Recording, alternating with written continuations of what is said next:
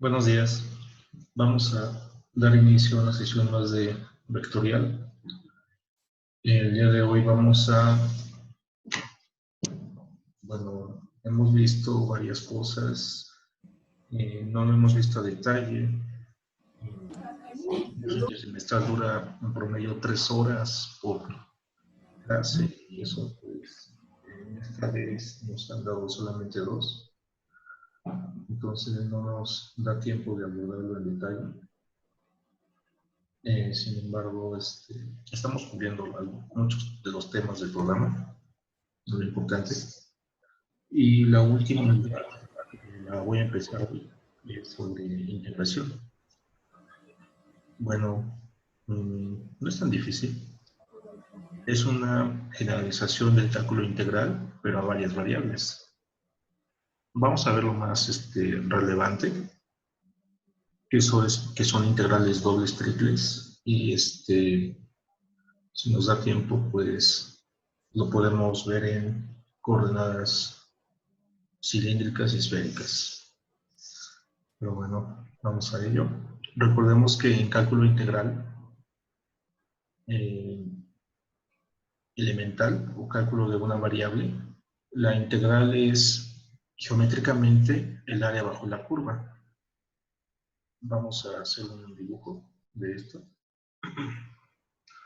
Nosotros tenemos aquí un cálculo que llevaron en la secundaria. Tú tenías el plano XY y en ese plano XY había una función, una curva arbitraria, no importa. La fórmula de esta curva es y igual a una función de X, así. Siempre era de esa manera. Donde esa f de X puede ser constante, puede ser una trigonométrica, un logaritmo, un exponencial, un polinomio, muchas posibilidades. Entonces, lo que tenemos aquí es un intervalo fijo A, B. Este intervalo está dentro del dominio de la función. El dominio son los puntos a lo largo del eje X para los cuales la función es continua. No se rompe, no desaparece. Hay curva en esos puntos X. Entonces, tenemos aquí el intervalo A, B. Y lo que surgía en esos cursos de cálculo era la duda de si yo tengo esa región limitada por la función, el intervalo AB y el eje X, yo lo que quiero es calcular el área bajo la curva en esa región. Es decir, ¿cuál será el área limitada por esta función, el eje X y el intervalo AB? Esa área en general es irregular, es decir, que no tiene una forma conocida, tipo triángulo, rectángulo, semicírculo, formas que nosotros conocemos y que podemos trabajar fácilmente. Esta cosa no lo tiene. Bien, entonces aquí era la pregunta en ese entonces, ¿cómo lo hacemos? Pues bueno, la idea era muy sencilla. Anda un poco lenta la computadora.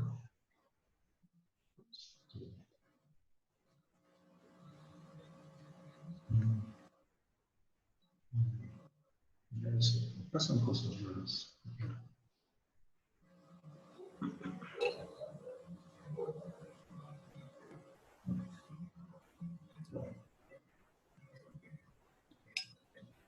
Ya desapareció todo. Cosas extrañas están pasando. Bueno, entonces, la idea era determinar el área bajo la curva de esta función. La función es arbitraria. Tenemos aquí un intervalo AB. Y una primera aproximación que se hacía era partir el intervalo A,B en varios segmentos iguales. En segmentos así. todos del mismo ancho. Y para cada segmento tú trazas un rectángulo a partir del extremo derecho. Trazas un rectángulo hasta tocar la función y lo cierras. Trazas rectángulo hasta tocar la función, lo cierras. Trazas rectángulo, lo cierras. Y así sucesivamente. ¿Bien? Entonces, en estos cursos lo que se calcula es el área individual de estos rectángulos. Calculas el área del primer rectángulo, del segundo, del tercero, del cuarto, del quinto, y así los que tengas. Puedes tener 10, puedes tener 20, puedes tener 100, los que sean. Sumas esas áreas individuales y esas áreas individuales se aproximan al área real, al área bajo la curva. El área bajo la curva es lo que está por debajo de la línea azul. ¿Bien? Entonces, para hacerlo más preciso, lo que se hacía era no dividir en 6 partes iguales el intervalo. Lo puedo dividir en más partes iguales. Si yo introduzco más rectángulos aquí, resulta que el error del área bajo la curva se reduce. Esos huecos que hay entre la curva y los rectángulos se van haciendo más pequeños. Equivalentemente, el error se hace también más pequeño. Y puedo introducir más y más y más rectángulos. ¿De acuerdo? Esos huecos tienden a desaparecer, pero siempre va a haber pequeños errores. Si tú le haces un zoom y un zoom a esto, siempre va a haber huecos. Esos huecos son estos de aquí. Son los que no pueden cubrir por completo los rectángulos. Incluso puedes tener errores por arriba de la función o por debajo de esta. ¿Bien? ¿Cómo eliminar esos errores? Pues teniendo un número infinito de rectángulos. Entonces lo que se hace es una suma de Riemann.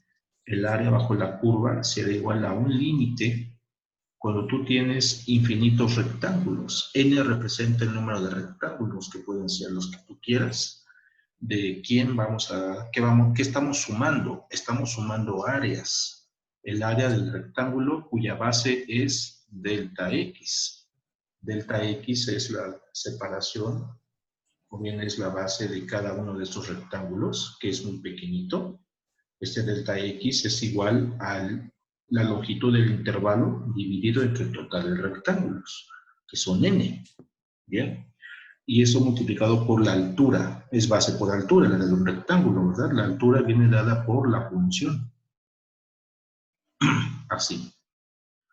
Y estamos sumando desde el primer rectángulo hasta el enésimo. Si tú haces esta operación, esto se le llama suma de Riemann, obtienes lo que conocemos como integral de la función f de x, y el ancho se convierte en un diferencial. Recuerda que un cambio pequeño se puede aproximar mediante un diferencial mucho más compacto, más fácil de calcular dentro de ese intervalo. Y aquí es lo que hacías en cálculo integral. Llegabas a esto. ¿Bien? Bueno, esta es una función de una variable. ¿Cómo podemos extender esta idea o esta suma de Riemann a funciones de varias variables? En un caso muy sencillo de 2, ¿cómo lo podemos extender? ¿Qué interpretación puede tener? Aquí la integral tiene una interpretación geométrica que es área bajo la curva. ¿Sale? ¿Qué es lo que vamos a hacer ahora? Bueno, déjate compartir unas imágenes que van a ser complicadas de dibujar. En cuanto las comparto. Bueno, ahora en varias variables, lo que pasa es lo siguiente. Tú tienes el espacio x, y, z. Bien, ahí están los ejes coordenados. Y ahora estamos definiendo esta sábana que está aquí arriba, la cosa amarilla, esta, es la superficie. Esa superficie, la ecuación viene dada como z igual a una función de x y de y. Una función lo que sea. Bueno, pero como estamos ya en el espacio, aquí la variable x, esta de aquí, puede tomar valores dentro del dominio de la función. Su dominio es a lo largo del eje x, claro. En ese intervalo, en ese eje, vamos a trazar un intervalo. El intervalo se llama A, B, que es este de aquí, ¿de acuerdo? Como en el caso de una variable. Y para la variable independiente Y, vamos a movernos a lo largo del eje Y, pero en un intervalo finito, un intervalo que empiece en C y termine en D, este de aquí. Si tú proyectas esos intervalos en X y en Y en el plano, obtienes una cuadrícula, esta de aquí, ¿sale? Por arriba de la cuadrícula está la sábana, la superficie. Ese es un pedazo de superficie. La superficie seguramente se extiende por los lados. Se puede extender a lo mejor infinitamente, o posiblemente es una superficie cerrada, no lo sabemos. Ese es un pedazo de superficie nada más. ¿Qué es lo que vamos a hacer? Vamos a proyectar la rejilla o la cuadrícula que está en el plano XY a lo largo de la superficie. Lo levantamos así. Por eso aquí se ven esas líneas. Ahí está. ¿Sale? La cuadrícula tiene pequeños cuadros cuyo ancho, bueno, cuyas dimensiones, si tú tomas uno de ellos, el que sea, vamos a hacerlo aquí un poco más grande para ver el detalle. Lo voy a rotar así. Bien. Son pequeños rectángulos.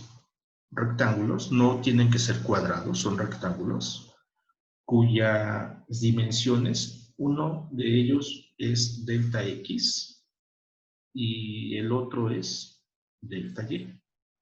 Bien. Delta X, ¿a qué es igual? Delta X es igual a la longitud del intervalo a lo largo del eje X dividido entre el número de, ¿cómo decirlo?, de cuadritos a lo largo de ese eje. En este eje X, que son estos de aquí, ahí yo tengo, se ven en esta gráfica 5 cuadros, ¿bien? Pero lo puedo hacer en número arbitrario. Ese número arbitrario lo llamo M. Y en el caso de delta Y, observa que en la imagen tienes 8 cuadritos, ¿bien? Observa que el número de cuadritos a lo largo de X y de Y no tienen que ser iguales, pueden ser diferentes, eso no es importante. Pero este viene dado como la longitud del intervalo a lo largo del eje Y dividido entre el número de cuadritos en ese intervalo, que es L. Un cuadrito es esto, ¿vale? Ese cuadrito tiene un área. El área de este cuadrito es igual a base por altura. ¿Vamos bien? Sí, vamos bien, de acuerdo. Entonces, para cada cuadrito, lo que se hace es trazar un paralelepípedo. ¿Qué es esto? Es un rectángulo en 3 dimensiones. Es este que está aquí. Tú levantas, haces proyecciones sobre la sábana y obtienes esta figura. ¿Bien? ¿Sí la ves? Bueno, este es un paralelepípedo, es un rectángulo en 3D. Es una caja cuya base es un rectángulo de área producto de los deltas. Y la altura de esta criatura es la función, la sábana evaluada en las coordenadas del cuadrito, de la base. Es ese puntito que anda por ahí perdido. No sé si lo alcanzan a ver, es este de aquí. Este cuadrito de aquí tiene estas coordenadas. Bien, si tú lo evalúas en la superficie, obtienes esa caja. Bueno, ese es el volumen de esa cajita. Ahora vamos a sumar sobre el volumen de todas las cajas que se puedan dibujar ahí. No sé si te lo imagines, pero aquí tengo otra imagen, mucho más clara de lo que intento explicarte. Dibujas muchas cajitas como esa en ese intervalo, bueno, en esa cuadrícula, y tendrías esto. ¿Sale? Es una aproximación. ¿Qué pasa si yo sumo el volumen de cada una de estas cajas? El volumen de cada una de ellas se calcula como la altura por el área de la base. Sumo todas ellas y eso sería un volumen bajo la superficie. ¿Cuál superficie? Pues la sábana, esta cosa amarilla. Trazas una cuadrícula, la acotas, entonces sumas los volúmenes individuales de esas cajas y esa suma de volúmenes se aproxima al volumen bajo la superficie. Fíjate cómo cambian las cosas. En el caso de integral en 2 dimensiones, era un área bajo la curva, una integral. Aquí la integral representa un volumen bajo la superficie. ¿De acuerdo? Entonces, ese volumen bajo la superficie, entre más cajas yo tenga incrustadas en esa cuadrícula, el volumen bajo la superficie se aproxima a su valor real. Entonces, dicho volumen se igual a un límite cuando tengo infinitos cuadritos a lo largo del eje X, de un límite cuando tengo infinitos cuadritos a lo largo del eje Y. Este doble límite lo puedo compactar así. Bien, tengo un límite doble. De M representa los cuadritos en X y N los cuadritos en Y. Entre más tengas en ambas direcciones, más preciso es tu volumen. ¿De quién? De una sumatoria de volúmenes. ¿Bien? Sumas volúmenes a lo largo de X y a lo largo del eje Y, entonces sería una doble suma de una función evaluada en el punto XJ, YK, así, multiplicada por los anchos. De esta forma. Bien. J etiqueta los cuadritos a lo largo del eje X, que va desde 1 hasta M. Y el índice K representa los cuadritos a lo largo del eje Y, que va desde 1 hasta N. Esto de aquí se llama suma de Riemann. Es una doble suma de Riemann, porque tenemos una doble sumatoria. Y pues bueno, en analogía con el cálculo integral de una variable, una suma de Riemann es una integral. Si tú tienes dos sumas de Riemann, ¿qué crees que sea esto? Es una integral doble. El volumen bajo la superficie sería una integral doble. ¿De quién? De la función x, y. Con los cambios en x y en y, como son cambios infinitamente pequeños, se convierten en diferenciales. ¿De dónde a dónde vas a integrar? Aquí, mucho cuidado. Voy a resaltar cosas importantes. La integral verde corresponde al primer diferencial, ¿vale? Es decir, la primera integral corresponde al primer diferencial que aparezca en tu integrando. Y la segunda integral corresponde al segundo diferencial, ¿vale? De esta manera. ¿Se integra, bueno, se integra por separado? No. Digamos así, ¿no? Debes tener un orden en tu integral. Ahorita vemos en los ejemplos cómo se hace. Pero esto es muy importante. ¿Cuáles son tus límites en la integral verde? Pues la integral verde es en X, inicia en A, termina en B. Y la integral amarilla inicia en C, termina en B. Bien. Y esto geométricamente es volumen bajo la superficie. No es área bajo la curva. Ahora cambian las cosas. Bien. Vean, esto se ve en varias variables. Esto es para una función de dos variables. Para tres variables no lo podemos visualizar, no podemos hacerlo gráfico, ¿no? Pero tendría una interpretación similar. Sería, en ese caso, en una integral triple de una función de tres variables, tendrías tres diferenciales. Eso te lo puedes imaginar como un hipervolumen bajo una hipersuperficie. Es una extensión de esto de aquí. Y así puedes tener funciones de 20 variables o las que tú quieras. Imagina que esa hipersuperficie, cuando ya hablamos de 3 dimensiones en adelante, las cosas llevan el prefijo hiper. Entonces ya no se le llama volumen, sería hipervolumen bajo esa hipersuperficie. Viene dado por una integral iterada. Estas se les llama integrales iteradas, ya que se están repitiendo una tras otra. Bien, ¿cuántas veces? Pues tantas como variables independientes tú tengas, o tantas como sean necesarias. Esto de aquí es una integral iterada doble, o simplemente integral doble, en coordenadas cartesianas. Se puede llevar a otro tipo de sistemas coordenados, polares, cilíndricas, esféricas, toroidales, elípticas, entre otras. ¿Bien? Entonces, bueno, esto es lo que viene ahora. Son integrales muy sencillas. Se acostumbra, bueno, esta es la notación para cartesianas. Esta de aquí, integral doble de la función doble diferencial.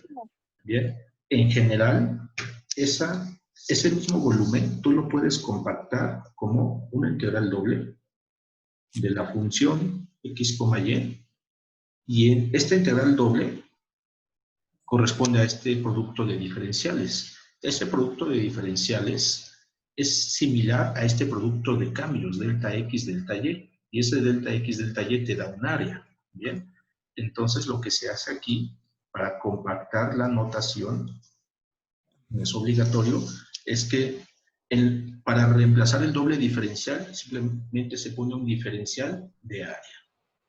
Este diferencial de área es igual a dx por dy. Es lo mismo, ¿bien? Pero resulta en algunos casos más conveniente expresarlo de esta manera, que expresarlo como un doble diferencial.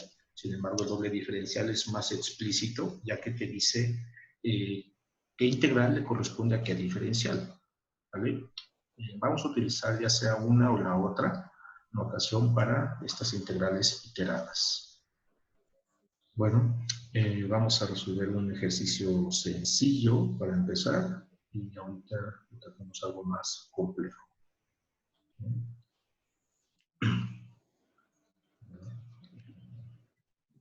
Esta parte es bonita porque ves cosas muy interesantes. Sí, esto es del Stuart. Ejemplo, estimar el volumen del sólido que se encuentra arriba del cuadrado. Ahorita les explico esta notación. 0,2 cruz 0,2 y bajo el paraboloide elíptico dividir el rectángulo en 4 cuadrados iguales y elegir como punto muestra el extremo superior derecho de cada cuadrado R y J. Trazar el sólido y las cajas rectangulares de aproximación. Bueno, les muestro la gráfica de esta cosa.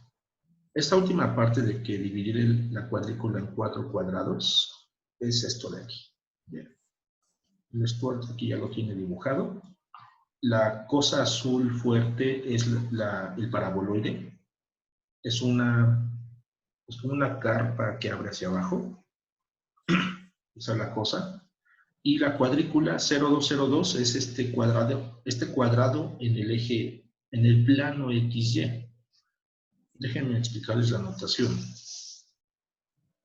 Muchas veces los rectángulos o las rejillas, las cuadrículas en los planos XY se escriben de esta manera: 02 cruz 02. Esto de aquí, el primer intervalo representa los límites en X. Este de aquí te está diciendo que X varía de 0 a 2. Bien, equivalentemente, X pertenece al intervalo 0,2. Es lo mismo.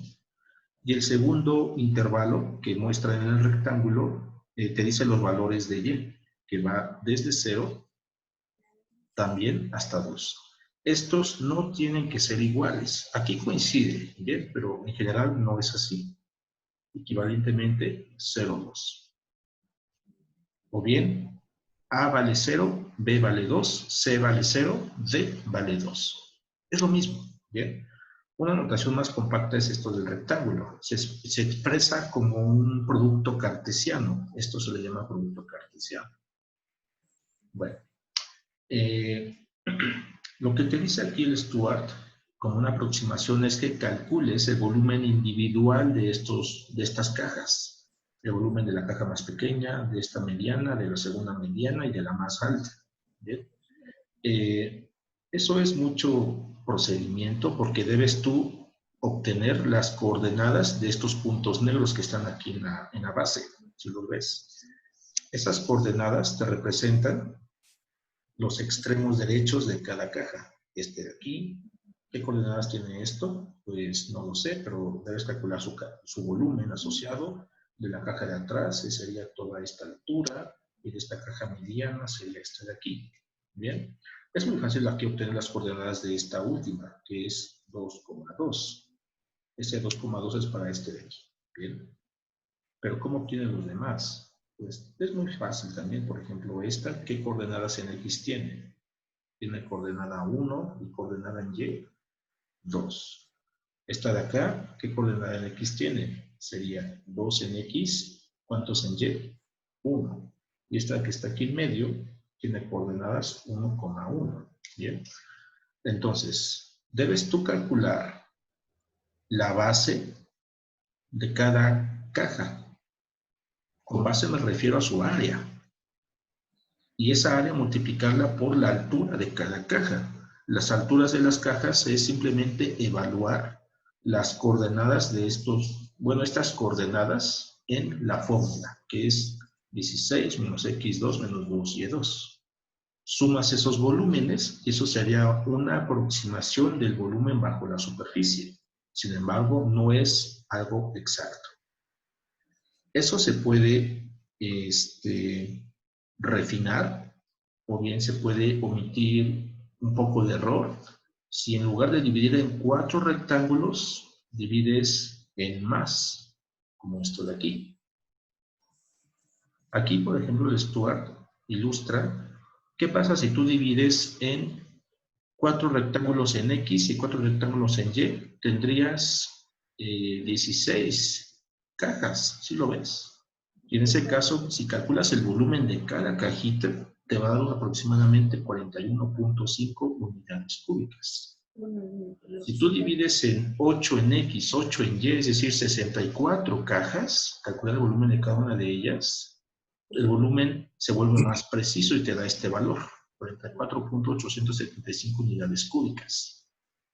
Si lo haces más preciso, es decir, 16 en X, 16 en Y, tendrías 256 cajas.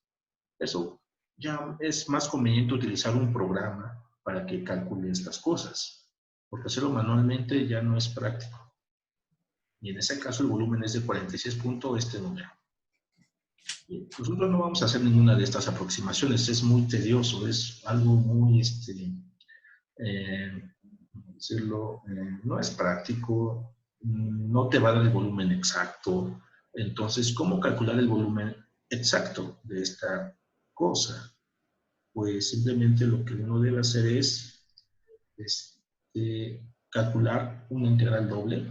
El volumen bajo la superficie viene dada por esta fórmula. Es integrar 2 veces la función de varias variables con respecto de X y con respecto de Y en el intervalo que corresponda, o en el rectángulo o en la cuadrícula, como le quieras llamar. Vamos a integrar. La integración me va a dar el valor correcto, no va a ser una aproximación, va a ser el valor preciso.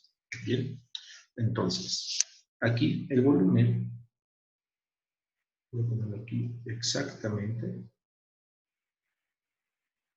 Este volumen viene dado como una integral en X y después una integral en Y de la función. La función a integrar es 16 menos, no me acuerdo, 16 menos X cuadrada menos 2Y cuadrada.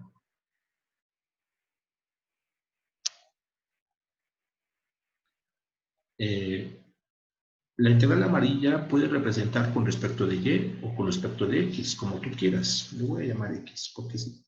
Bien. Y la integral verde con respecto de Y. Lo que debes integrar es esta criatura. ¿En qué intervalo? ¿Cuáles son los límites de X? Los límites de X son Aquí te lo dice rectángulo, es el primer intervalo, 0, 2. Y límites en Y es el otro 0, 2. No es el mismo, ¿bien? Son diferentes intervalos, pero en este caso coinciden. Entonces, los límites en X serían de 0 a 2. Y en Y también de 0 a 2. Listo. Lo podemos llamar integral parcial, al igual que en las derivadas parciales. ¿Qué es lo que se hace? Cuando tú tienes variable, digamos, cuando vas a derivar con respecto de X, ¿qué le hacemos a las otras variables diferentes de X? Se consideran constantes y derivamos normalmente. Vamos a tener. En este caso, ¿cómo cambia ese campo escalar? Integral doble o triple o de cualquier orden. Lo que vas a hacer es integrar, en este caso, primeramente con respecto de X. Lo que no sea X lo vas a considerar como una constante, al igual que lo hacemos en derivadas parciales. ¿De acuerdo? Las constantes pueden salir de la primera integral, pero no necesariamente de la segunda, porque en la segunda integral, en este caso, vas a integrar variables Y. Entonces, vamos a hacerlo con cuidado. Voy a aislar la integral amarilla y lo que resulte después lo voy a sustituir en esta doble integral, ¿vale? Para no confundirlos más de lo que ya parece estar. Entonces, integral amarilla. La integral amarilla va de 0 a 2. ¿Qué debo integrar? Debo integrar 16 menos, voy a resaltar la variable que voy a integrar, que es la x cuadrada menos 2y cuadrada. Esto integrado con respecto de X. Me olvido de la integral verde. No me interesa ahorita, solamente esta. Porque yo sé integrar una cosa a la vez. ¿Vale? Entonces hacemos esta integral. Es muy sencilla. Los que sepan integrar, pues se van a reír de esto. Aquí nada más rápidamente, no hay exponentes fuera de este trinomio. Como no hay exponentes, entonces la integral se divide en 1, 2, 3 integrales. ¿Bien? Cada una de ellas con el correspondiente diferencial. La primera sería integral de 0 a 2 del número 16 con respecto de x, menos la integral de 0 a 2 de x cuadrada diferencial de x, menos integral de 0 a 2 de 2y cuadrada con respecto de x. Calculamos cada una de ellas, con cuidado. En la primera, observa que yo integro con respecto de x, y esto de aquí no depende ni de x ni de y, es una constante, por lo tanto es expulsada de la integral. Bien, quedando 16 integral esto. Estoy haciendo todo el detalle para que no se pierdan tan fácil. Menos esta segunda integral, observa que integras con respecto de x, y resulta que x aparece aquí. Voy a poner el color. Entonces, esa x cuadrada no puede salir de la integral. Se debe integrar. ¿Y cuánto vale esa integral? Pues los que sepan hacerlo se van a reír y van a decir que vale x cúbica sobre 3. Bien. Esto se debe evaluar entre 0 y entre 2. Bien. Menos última integral. Observa que aquí estamos integrando con respecto de x. Sin embargo, esto de aquí no depende de x. Por lo tanto, la integral lo ve como una constante, entre comillas, y debe ser expulsada de la integral. Al igual que fue expulsado el 16 en la primera integral. Quedando 2y cuadrada integral 0,2 y que me quedó simplemente dx. ¿Vamos bien hasta aquí o ya se perdieron? Vamos bien. Vamos bien. Bueno. Bien. Ahora, esas integrales que quedan, estas de aquí, vean, son la misma. ¿Cuánto vale esa integral? La integral de un diferencial, pues se cancela, ¿verdad?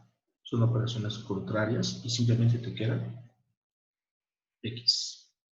El primero sería 16x menos x cúbica tercios menos 2y cuadrada por x. Alfabéticamente sería x y cuadrada.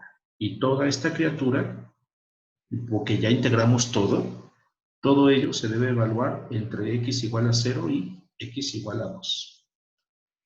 Evaluamos en valores de x, no de y. Y es intocable. Entonces, límite superior. El límite superior le corresponde un signo positivo del teorema fundamental y el límite inferior es negativo. Ese positivo aquí está. Evalúo la cosa donde yo vea x, voy a poner 2. Bien, tendría 16 por 2 menos 2 al cubo tercios menos 2 por 2. La y se deja igual porque no estamos evaluando esta. Listo. Ahora debo evaluar el límite inferior. Con el límite inferior le precede un menos. Donde yo vea x pongo 0. 16 por 0 menos 0 al cubo menos 2 por 0 y al cuadrado. Bien. Y pues claramente todo esto te da 0, ¿verdad? Todo. ¿Qué te da el primer corchete? Hay que hacer las cuentas, nada más. El positivo, no hace nada, no cambia los signos. Puedo entonces eliminar el corchete, quedando 32 menos 8 tercios menos 4 y cuadrada. Solamente puedo reducir estos dos, 32 menos 8 tercios. ¿Quién se va a hacer esa cuenta? 2 por 3, 96 menos 8, te da 88 tercios, ¿verdad? Entonces quedaría aquí 88 tercios menos 4y cuadrada. Ya terminé la primera integral. Van a decir, ¿es mucho? Pues es mucho porque hice todo el detalle. Claro, los que sepan integrar directamente, pues pueden omitir algunos pasos, algunas líneas. Los que no, pues hagan todo. No pasa nada. Es más seguro. ¿Bien? ¿Dónde va este resultado? Se llama antiderivada o función primitiva. Y es la función primitiva de la primera integral, de la integral amarilla. Bien, entonces, ya hice la integral amarilla, la sustituyo. ¿Cuánto vale? Pues vale, cuidado, todavía no integro la segunda. Bien, de 0 a 2 de la integral amarilla, pero esa integral amarilla resulta ser 88 tercios menos 4y cuadrada. Y esto se debe integrar ahora con respecto de y. Si te das cuenta de lo que hicimos, solamente se aisló esto. ¿Sí? Eso fue lo que se aisló. Aquí está. Ya lo encontramos. ¿Dónde va? Pues va aquí. Ya sin la integral, porque ya la calculamos. ¿Sale? Bueno, lo que viene es otra integral, pero ahora con respecto a la variable y. Esta está muy sencilla. Fíjate que aquí ya no aparece x. Ya desapareció, porque ya la integramos. Si yo hubiera decidido integrar primero con respecto de y y después con respecto de x, se puede hacer. Se puede hacer siempre y cuando los límites de integración sean constantes, sean numeritos. Si son variables, no se puede hacer tan fácil. Sí se puede hacer el intercambio del orden, sin embargo, los límites van a cambiar también. No solamente cambian los que están a la derecha, a la izquierda y al revés. No, hay que hacer unos cálculos. Bien.